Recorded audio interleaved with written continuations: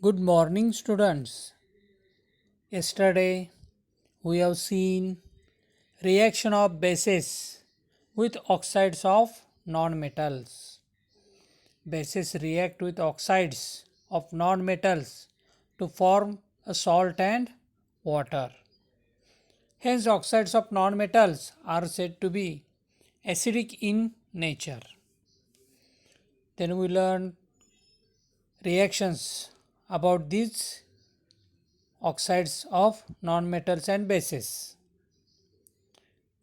Then reaction of acids with carbonates and bicarbonates of metals. In carbonate form a carbon dioxide gas, and to detect this carbon dioxide we use lime water comes in contact with the gas release in the form of an effervescence and it turns milky, and so this is a chemical test for carbon dioxide gas. Then we learn salts. It contains types of salts: acidic, basic, and neutral salts.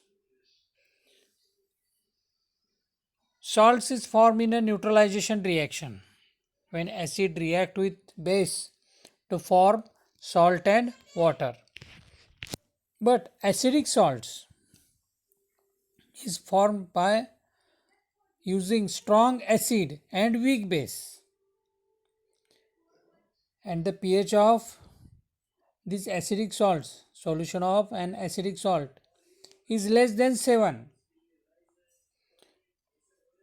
and basic salt is formed by a neutralization reaction between a weak acid and a strong base, and the pH of an aqueous solution of a such basic salt is greater than 7.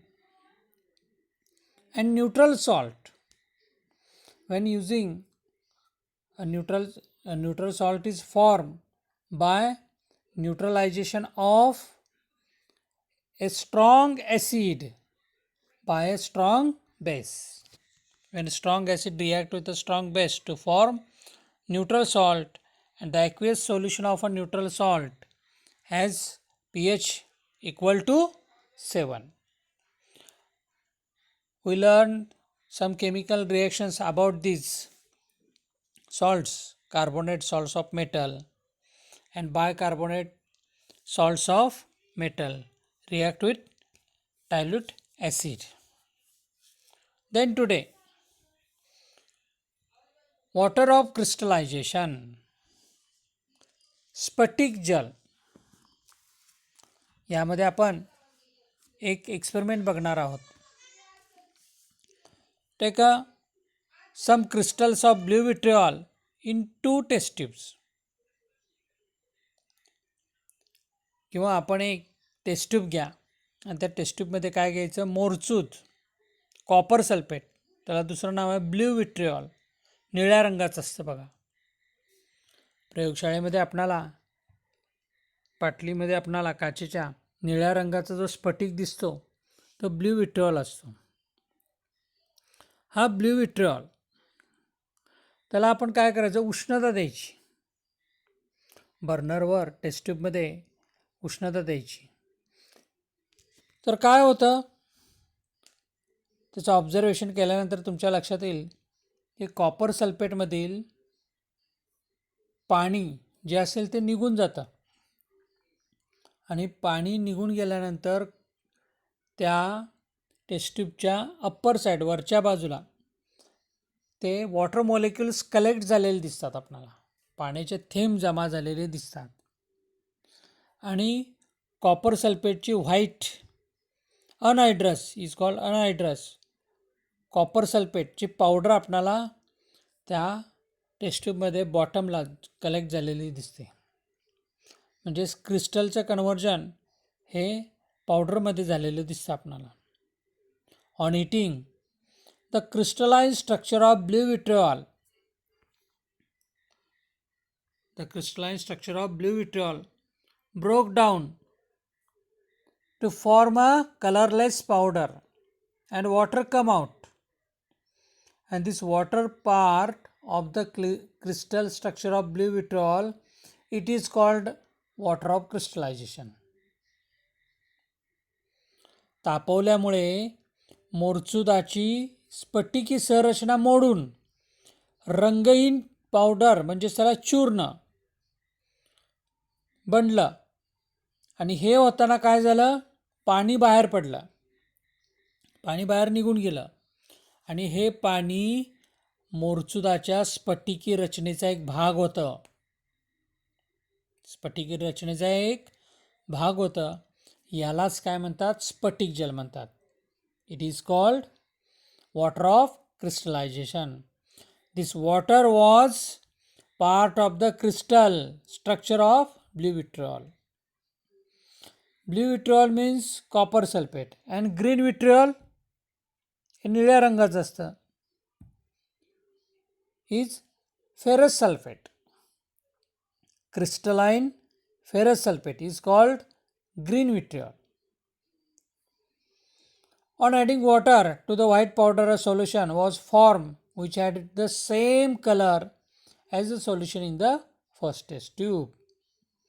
And from this we come to know that no chemical change has occurred in the crystal of blue vitriol due to heating, only losing water on heating blue vitriol, breaking down of the crystal structure and form powder, losing blue color and regaining the blue color on adding water are all physical changes. बघा, निळा रंग जाणे, मोरचूद तापवल्यावर पाणी बाहेर पडणे, स्फटिकी रचना मोडणे, निळा रंग जाणे हे भौतिक बदल आहेत, फिजिकल चेंज. आणि पुन्हा त्याच्यात ॲडिंग वॉटर मिसळल्यानंतर पुन्हा त्याला कलर प्राप्त होणे, ब्ल्यू कलर, हे फक्त काय आहे, फिजिकल चेंज आहे. No chemical change, does not occur chemical reaction. आता या ठिकाणी कशा पद्धतीनं चेंज होतो तो बघा, physical change. Copper sulphate means formula CuSO4, but it contains water, so CuSO4 5H2O, blue in color. When heated to form CuSO4 copper sulfate plus 5H2O.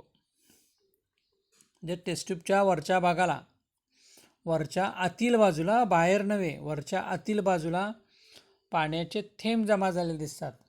आपण प्रयोगशाळेमध्ये हा प्रयोग करू शकतो, सोपा आहे, आपल्याकडे भरपूर साहित्य आहे.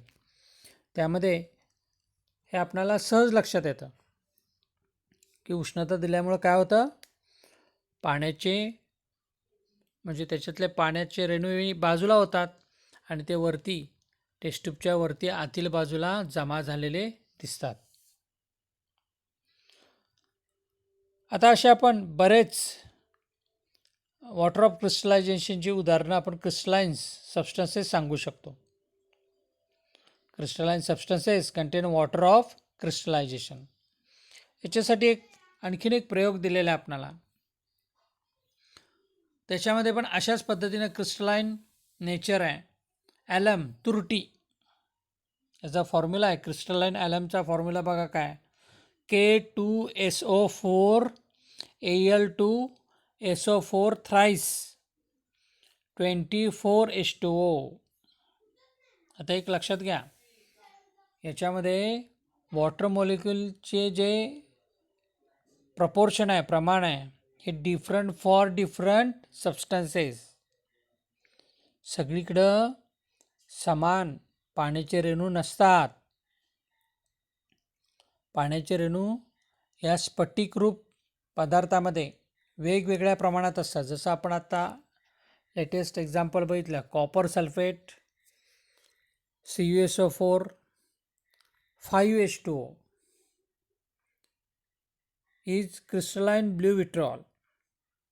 Then crystalline ferrous sulfate is called green vitriol. FeSO4 ferrous sulfate, FeSO4 7H2O याच्यामध्ये वॉटर मॉलिक्यूलचं बघा प्रपोर्शन किती आहे, 7 आहे. मॉलिक्यूल किती आहेत, 7 आहेत. Then crystalline washing soda Na2CO3 sodium carbonate, crystalline washing soda Na2CO3 10H2O. Number of water molecules 10. In crystalline alum, number of water molecules 24. K2SO4 Al2SO4 thrice 24 H2O. Crystalline substances contain water of crystallization. स्फटिकी पदार्थामध्ये स्फटिक जल असते. And the molecules of water of crystallization are part of the internal arrangement of the crystal. On heating or just by keeping, the water of crystallization is lost and the crystalline shape of that part is lost. तुम्ही उष्णता दिलीच पाहिजे असं नाही त्या पदार्थांना, पण काही काळ नुसतं एक्सपोज इन एअर हवेच्या सानिध्यात जरी ठेवलं तरी तिथं टेम्परेचर असतं, म्हणजे नॉर्मल आपण काय म्हणतो सराउंडिंग टेम्परेचर, याच्यामुळे सुद्धा पाण्याची वाफ होते किंवा ते पाणी निघून जातं, ते स्फटिक जल बाहेर पडतं आणि त्या भागाचे स्फटिक रूप नष्ट होतात. जेवढा तो क्रिस्टलचा भाग असेल, वॉटर इव्हॅपरेट झालं किंवा त्याच्यातून रिलीज झालं, निघून गेला, तर काय होणार आहे, तो भाग पावडरच्या स्वरूपात आपल्याला पाहायला मिळतो.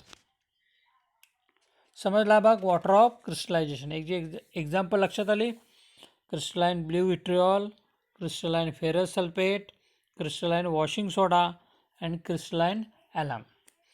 नुसतंच ब्ल्यू विट्रिऑल म्हटलात तर काय लक्षात येईल, CuSO4 copper sulphate. But crystallization means it contain indefinite arrangement of water.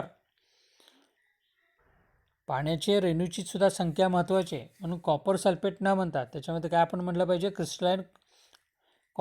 Crystalline blue विट्रिऑल आपण असं म्हणतो. Then ionic compounds and electrical conductivity.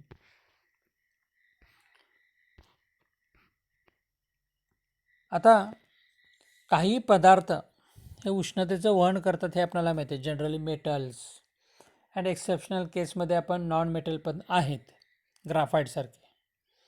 पण बऱ्याच वेळेला आपण असा अनुभव घेतलेला आहे बघा, की आपला हात जर ओला असेल आणि ओल्या हाताने जर आपण एखादं लाईटचं बटन ऑन किंवा ऑफ करायला गेलो तर शॉक बसतो आपल्याला, किंवा वॉल भिंत असेल आणि त्याच्यावरून जर पाणी येत जर असेल आणि तिथं जर सॉकेट असेल लाईटचं किंवा इलेक्ट्रिक वायर जर असेल, करंट कॅरिंग इलेक्ट्रिक वायर जर असेल आणि तर त्याच्या सानिध्यात ते जर पाणी आलं तर आपण बघतो स्पार्क पडताना दिसतात किंवा शॉक बसतो. असं का होतं, तर त्या पाण्यामध्ये सॉल्ट्स असतात. Generally acidic solution, acidic, basic and salt solution conduct electricity. आम्ल, आम्लारी, क्षार यांची जी द्रावणं असतात याच्यामधून इलेक्ट्रिसिटी कंडक्ट होते. या ठिकाणी एक टेस्टिंगसाठी आपणाला एक एक्सपेरिमेंट दाखवलेला आहे बघा. Testing the electrical conductivity of a solution. यामध्ये काय प्रयोग आहे तो लक्षात घ्या बघा.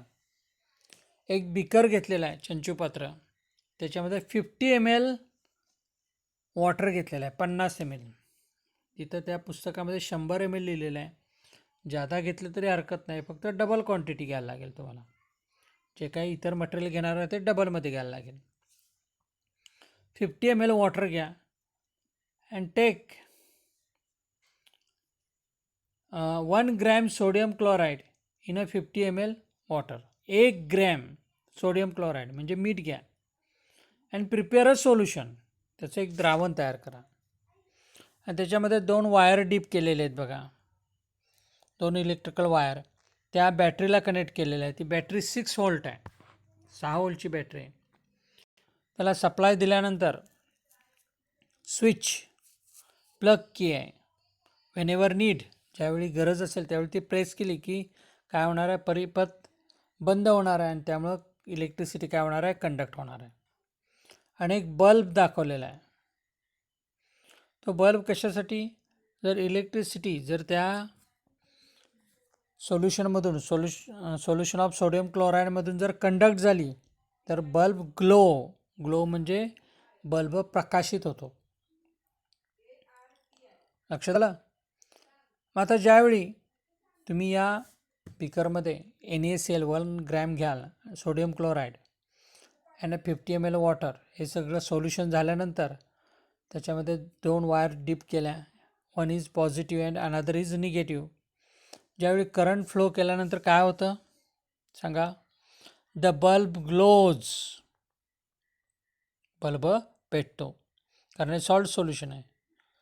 Bulb glows only when electric current passes through it, and this can happen only when the electric circuit is complete. Electric circuit complete झाल्यानंतरच तो पेटतो. And in the above activity, the circuit is found to be complete when the aqueous solution of NaCl, copper sulfate, sulfuric acid, sodium hydroxide are used. It means that the solution are conductors of electricity. मीठ, मोरचूत, sulphuric acid किंवा sodium hydroxide अशी जर solutions घेतली, aqueous solutions, पाण्यामधली द्रावणं घेतली तर त्याच्यामधून electricity वाहते. मी सुरुवातीला सांगितलं acids, bases and salts solution conducts electricity. आता यामध्ये one end of wire is cathode and another is anode. एक ऋणाग्र आणि एक दुसरा धनाग्र असतो. यामध्ये काय होतं ते लक्षात घ्या. बघा, electrons conduct electricity, electron conducts electricity through electric wires, वायरमधून वाहते ती विद्युतधारा वाहते. वीज वाहून नेण्याचं काम इलेक्ट्रॉन करतात. But ions conduct electricity through a liquid or a solution. द्रावण किंवा द्रव यामधून वीज वाहून नेण्याचं काम कोण करतं? आयन करतात. कोण करतात? Ion. Electrons leave the battery at the negative terminal, complete the electric circuit and enter the battery at the positive terminals. बॅटरीच्या ऋण टोकाकडून इलेक्ट्रॉन बाहेर पडतात व विद्युत परिपथ पूर्ण करून ते बॅटरीच्या धन टोकातून बॅटरीत जातात. When there is a liquid or a solution in the circuit, two rods, wires or plates are immersed in it. म्हणून तर त्याच्यामध्ये वायर घेऊ शकता किंवा पट्ट्या धातूच्या किंवा 2 कांड्या याही घेऊ शकता तुम्ही त्याच्यामध्ये. आणि त्यालाच काय म्हणतो आपण? The electrode connected to the negative terminal of a battery by means of a conducting wire is called a cathode.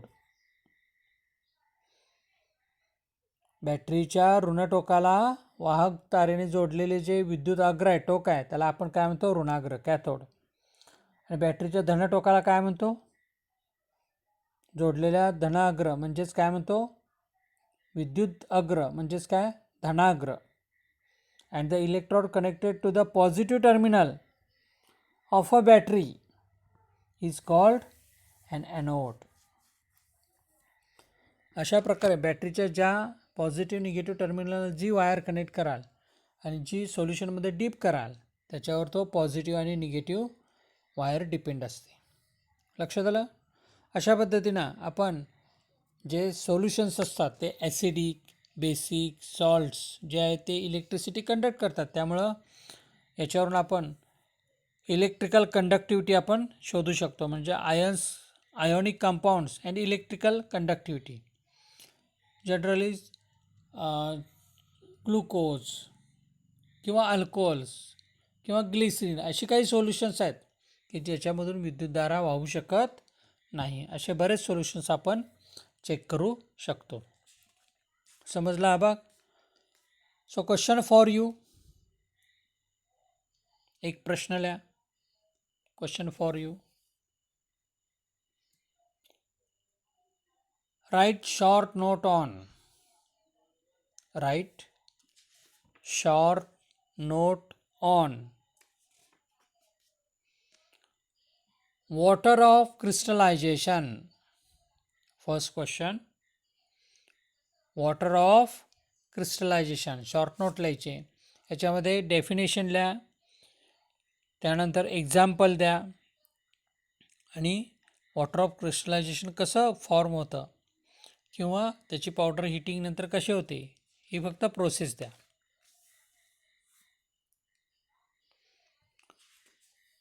उद्याच्या तासाला आपण dissociation of ions and electrical conductivity हा भाग बघणार आहोत नंतरच्या तासाला.